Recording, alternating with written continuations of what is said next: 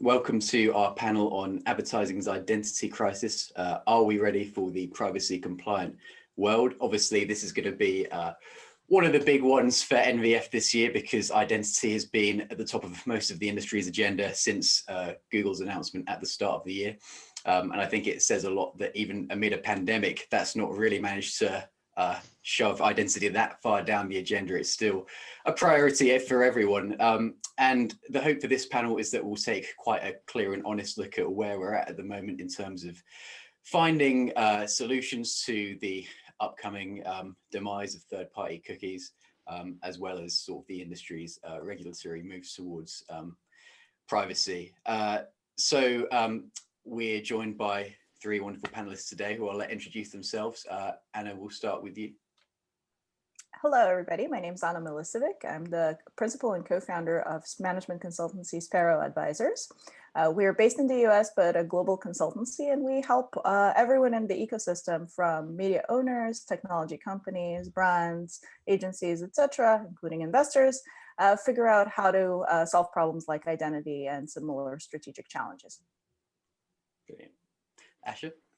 Hi, my name's Asha Neuville. I work for Dell. I'm the global DSP manager, and my role is really to work as a consultant for all of our different business units around the world, helping them to put in place their programmatic strategies in their marketing campaigns. David.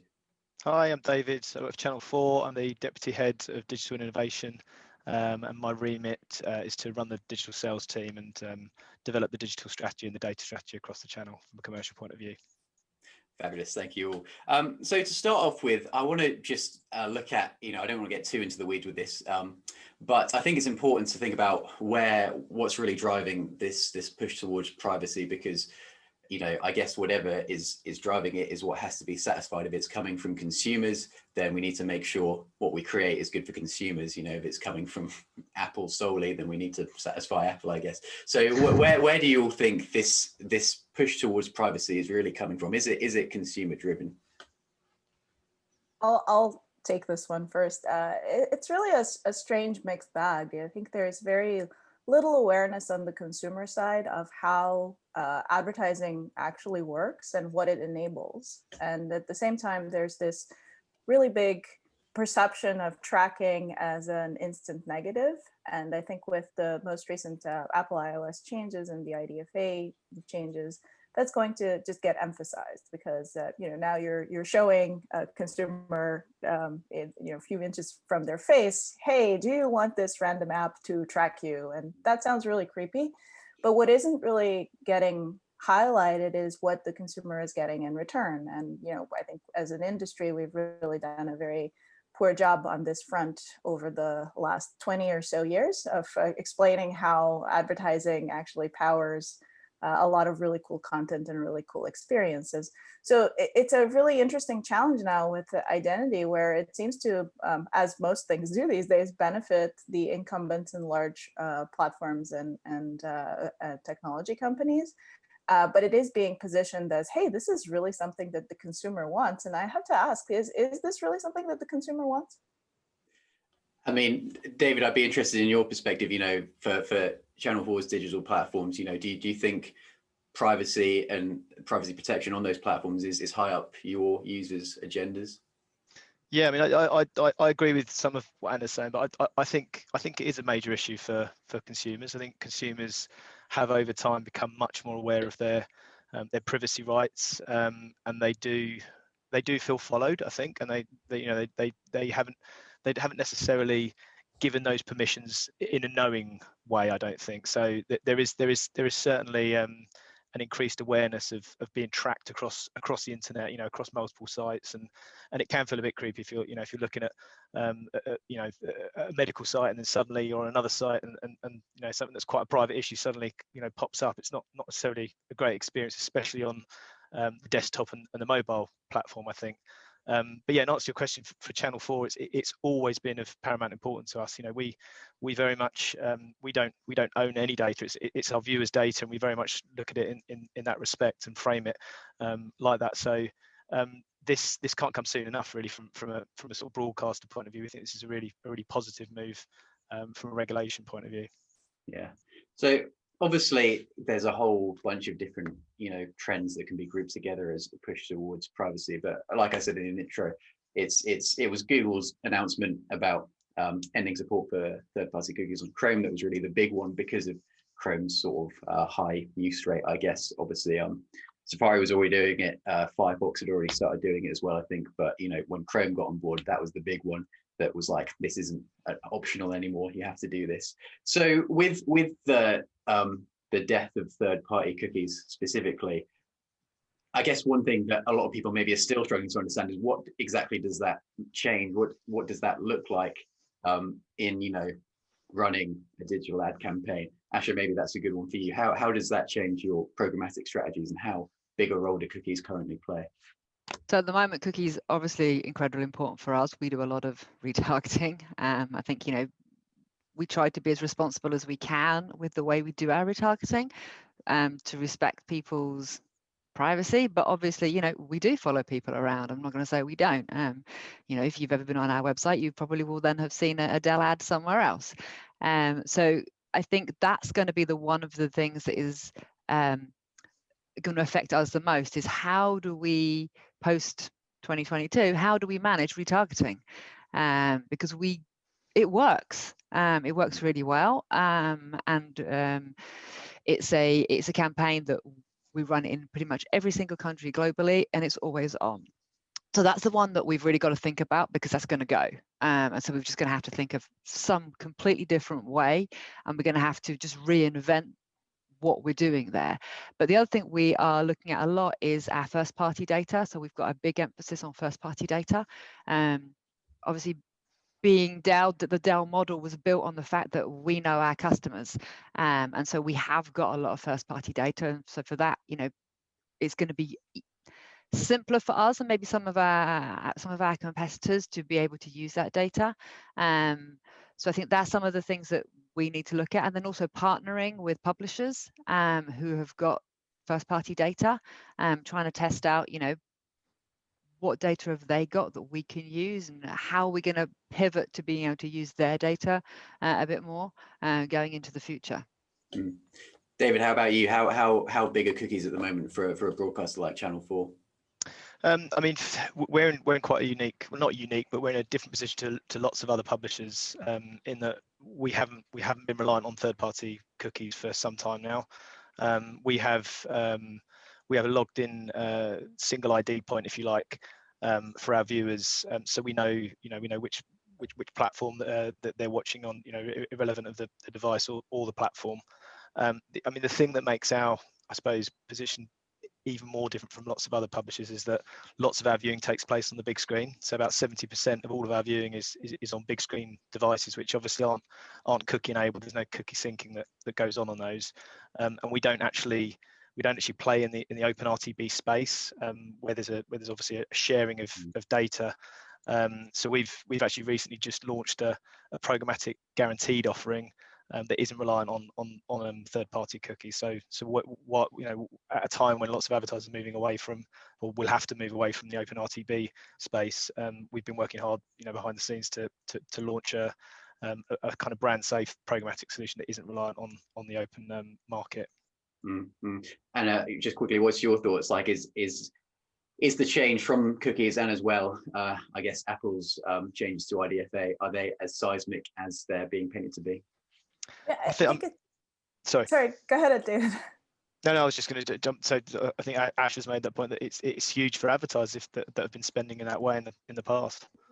Yeah, and I think we're not seeing just yet is just how much work internally all different constituents in the ecosystem will need to do, starting from brands, to Asha's earlier point. Like, you now need to look and reevaluate whether the technology bets that you've made still make sense, and be really satisfied that the technology partner that you're working with is going to be able to support a cookieless or the post third-party cookie scenario. And many vendors are messaging to market that they are in fact ready for no cookies, but they're really not. Yeah. And so there's an operational challenge there that's going to require a lot of internal work and reevaluation of not just tech partners, but all sorts of execution partners, and potentially some realignment on internal teams, how they're structured, how they're incentivized to really make sense of the post-cookie world. So I think that's a tremendous amount of work that's coming our way at now a pretty clearly defined timeline. So yeah, it's going to be a fun 2 years. So in terms of looking at progress being made on solutions, I want to start by looking at Google's privacy sandbox, because it's quite interesting how they framed it. They announced the privacy sandbox first, and then their blog post announcing that they'd end support for third-party cookies was framed kind of like, oh, well, we're going to find alternatives in the privacy sandbox anyway. So given that's going to happen, we might as well stop supporting third-party cookies because they're not that privacy safe. And then we've set this deadline for 2022. But how would you guys rate progress so far? We've seen a few solutions come out. We've seen some like working trials of those, I guess. How do you rate progress out of the sandbox? Specifically out of the Google one, or sandbox, yeah. I mean, I don't know. It's still we've still got quite a way to go. I don't think that we're making progress as fast as we would like. I think as a brand, obviously, I look at the timelines that we've got in front of us. We've just got, I don't know what, it's October 2020. We've got just over a year. There's nothing to really test properly just yet and really get our teeth into. I mean, we're starting to look at things. We are looking at it.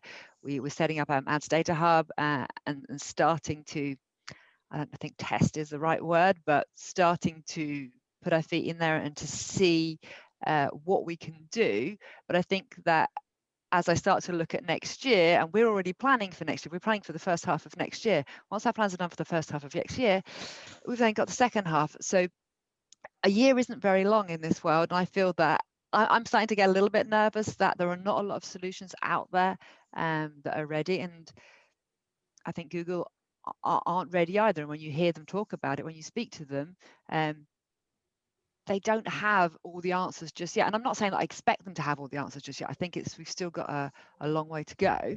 But I don't know, it just seems a long way, but not too far. I think you've hit on something that I think is incredibly important here. So the needs of very large brands with significant budgets and global footprints are quite different than the needs of smaller brands, region-specific brands, the SMB and long tail portion of the ecosystem. And so far, we've all been using more or less the same technology, certainly the same exchange technology, the same buying technology.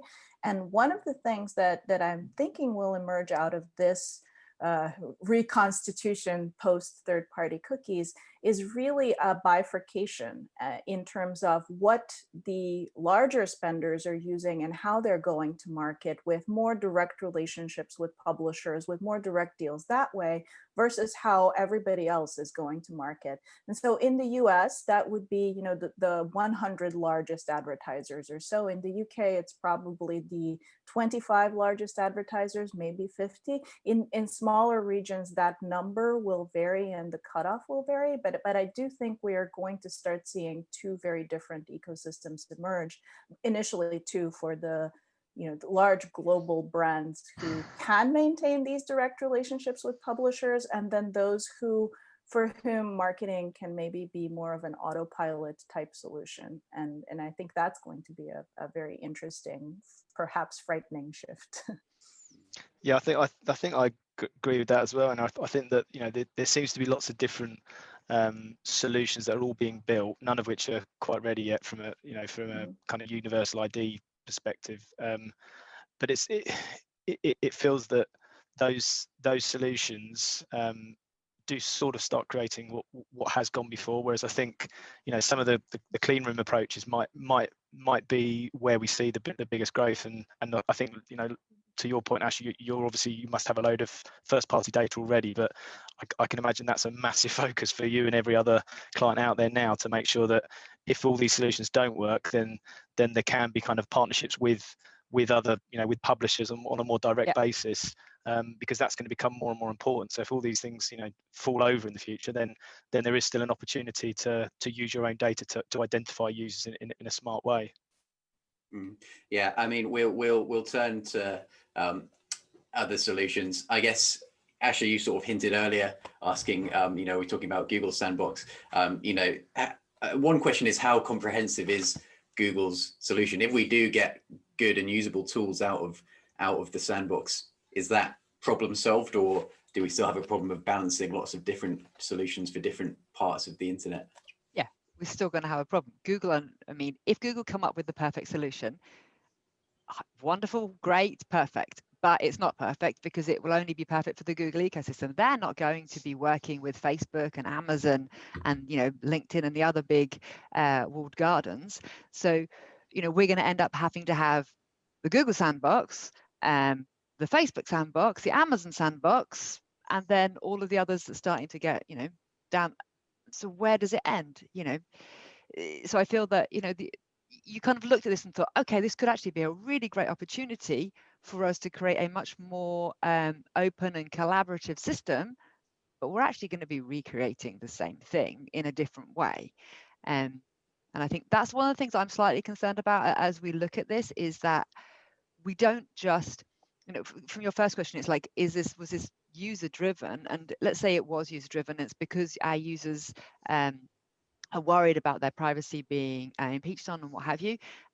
Well, we have to be careful that we don't just recreate the same environment again, and that in 2027 we come back with another announcement from Google saying, okay, now we're doing this because what we've done isn't right, and people are doing some kind of blocking of the new solution, and we have to restart again. And that's something I'm a little bit thinking, I really hope we don't have Groundhog Day here.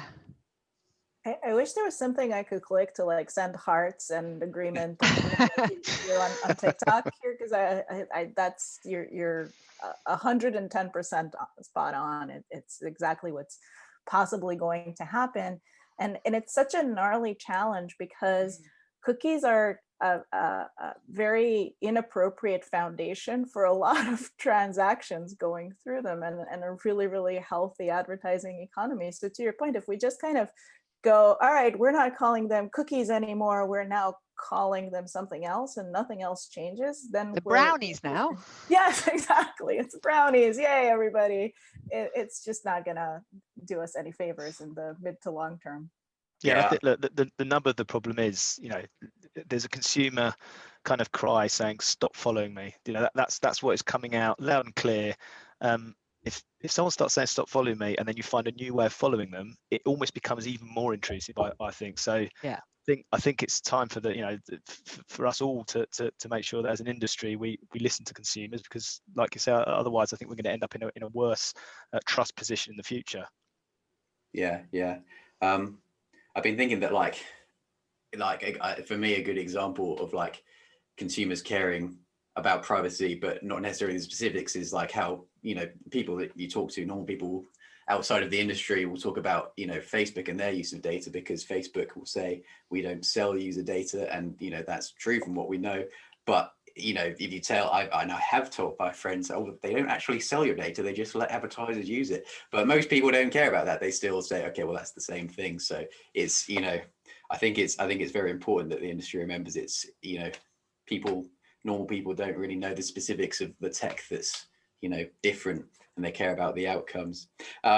So looking at sort of outside of the sandboxes and these universal ID solutions that are, designed to work with the open web, there's a bunch of them out there. We were mapping them out in our OTT guide a few weeks ago. I guess a lot of what I'm hearing from people is that it's just difficult to choose which of these to go with, because there's quite similar solutions doing quite similar things. What do you guys make of the solutions we're seeing out there, and how do you choose between the competing solutions? I think that goes back to Asha's point about how if we're just recreating what we've done before, we're not really making progress. And so for us, when we advise clients, we tend to generally inform them of the overall state of the identity marketplace and where we're seeing innovation coming from. And then it's really you have to choose the best framework for the next, roughly like 2 to 3 years is the time frame that you're thinking of. Because a lot of this is happening very rapidly. And so even if you pick a framework that works for you today or the next 6 months, there may be something in the future that would require a change. So there's a lot of conversations around flexibility and around what's ultimately important and priority for any given company that's considering these kinds of solutions today. Yeah, I mean the kind of bet that we've taken is the clean room approach. So we've recently integrated with InfoSum to enable us to use our first party data, and then other advertisers to use their first party data to match and identify those users on our platform. There seems to be a decent kind of growth of publishers who are launching integrations with them. I mean, ITV recently announced, Global Radio, Telegraph. So it feels like that's quite a smart bet, and I think we're probably going to see more of that. I mean, the Ozone project's quite interesting as well, from the press publishers. Creating common currencies that can be bought across kind of premium news publishers as well. So I think we'll probably see more use of contextual, but as a kind of shared currency, if you like. So I think that's definitely going to be something that's going to continue to grow in the future as well, I think. I just always have flashbacks to like every publisher group that has failed in the past, like Pangea and who knows what else. But I think that's you're spot on. It's a really worthwhile concept now. And what I really like about clean rooms is, to Asha's earlier point, if we do end up in this scenario where we now have multiple walled gardens and there's an increasing number of them, that's really the only type of approach that can kind of, in a meaningful way and not without breaking the bank on just data warehouse costs, actually solve the problem across multiple walled gardens. So I love that approach. David, I think broadcasters like yourselves and a lot of the premium publishers are in a particularly good position because of how, with the type of content you have a much easier time getting users logged on, and you can collect some data through there and you have their email. Can you just talk a bit about how Channel 4 is using that and the solution that you're going to be using going forward? Yeah, I mean, we started to ask our viewers to log in or sort of, share their data about 10 years ago now, which seems like a lifetime ago. But 5 years ago, we made it mandatory. So on all our owned and operated platforms, 100% of users who watch our content are logged in. So there's a bunch of kind of viewer attributes data that they give us: their name, email address, age, gender, and location. And then on top of that, we also obviously have the viewing consumption data. We know what they're watching and the device they're watching on, the time of day, and then we know the history of viewing as well. So that's been really useful for our data science team to be able to build a set of products that we've sold against and advertisers been able to buy, which are demographically interest based, where we kind of use a panel to then build out interests, and then also contextual, the obvious one that we were always selling on previously.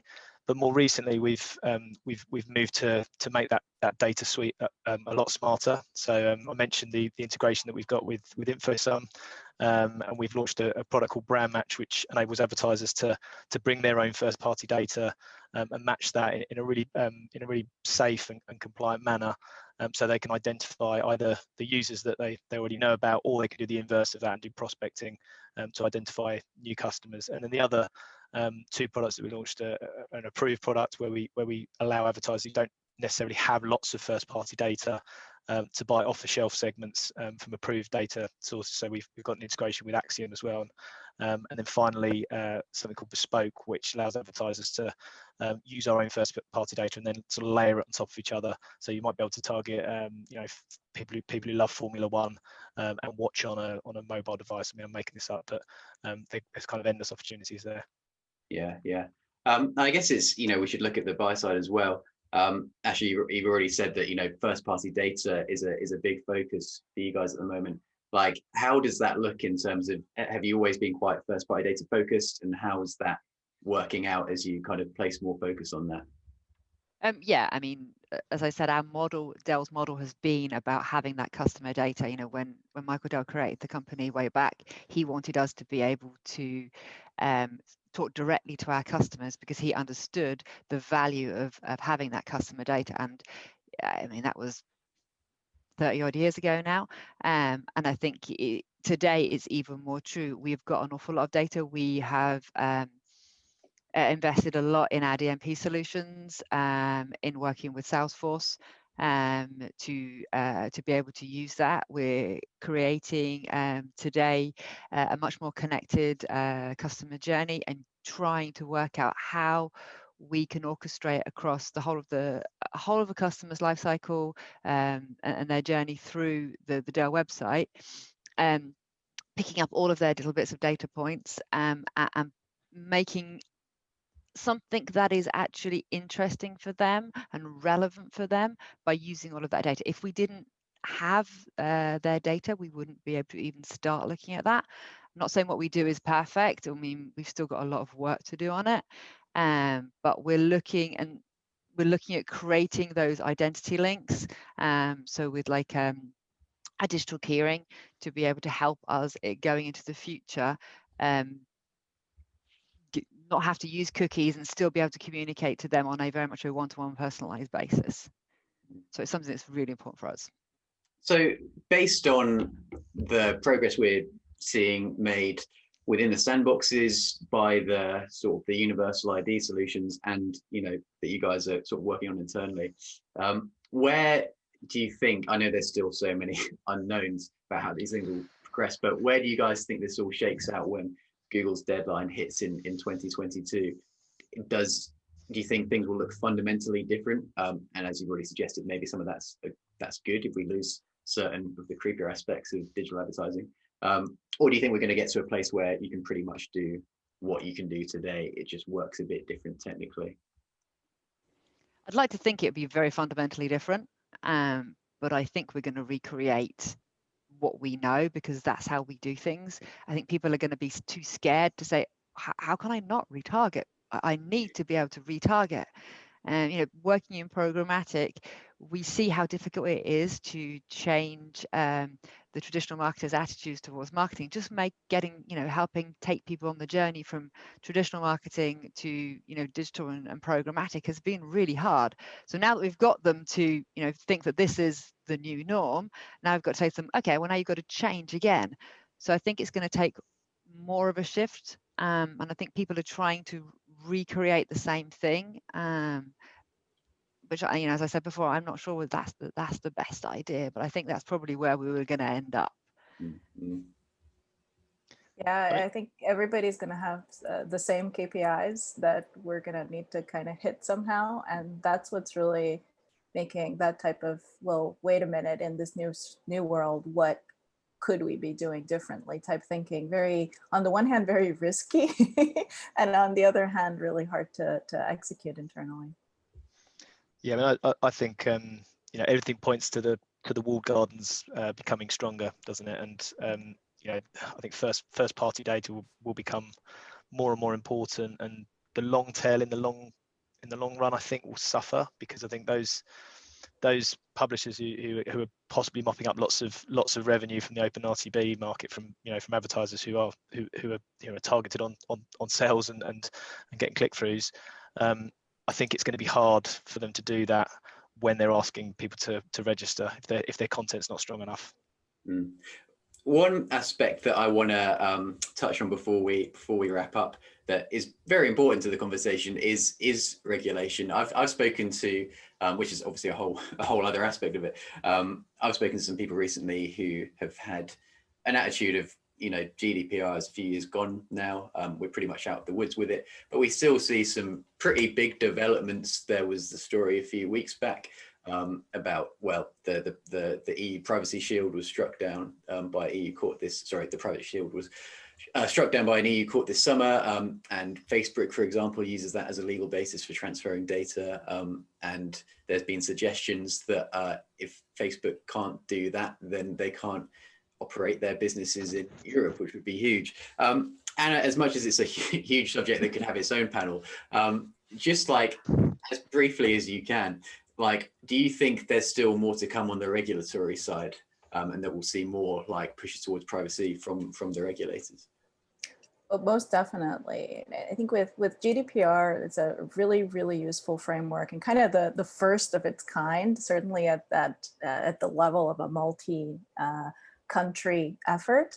But with implementation, a lot of companies approached it from, oh, let's just make sure that I'm in compliance, as opposed to, oh, so this is a different way to think about data usage rights. That I prefer that to privacy, because privacy implies that it's something fluffy and not well defined and could be optional, versus what we're really talking about here is this consumer doesn't want to feel like they're being tracked somewhere else, like they're being followed around, etc. And the consumer needs to have some sort of agency to opt out of that.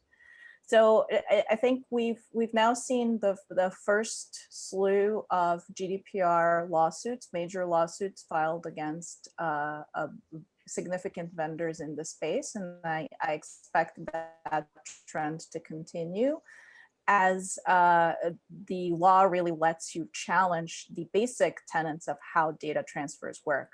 We're also seeing an increase in activity here in the US with CCPA, which is our first foray into this type of regulation. So far, California only, California specific. But it's pretty easy to imagine a nightmare scenario where every state in the United States has its own version of GDPR type regulation, which would in effect destroy the common market here. And then, China has its first version of a data protection law. I think it just came out last week, I want to say. So there's a lot of activity like that in different regions where local regulators are starting to look at the same problem that we're all experiencing and giving it a local flavor. So I think we're just going to be seeing more and more activity like that throughout the world. And that if we approach it from that, let's just do whatever we need to do to tick off the compliance box, as opposed to, to Asha's and to David's point earlier, that, we have an opportunity here to rethink a lot of how the mechanics of this work, then we'll just be in that Groundhog Day mode forever. Yeah. So finally, just to wrap up, David, you hinted earlier that you think are going to be the winners and losers of all this.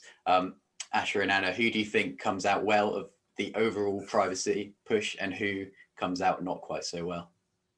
I think it's the Googles, Facebooks, Amazons. They're the ones that are gonna be successful coming out of this. I think the small independents are going to be the ones that are going to lose out, unfortunately.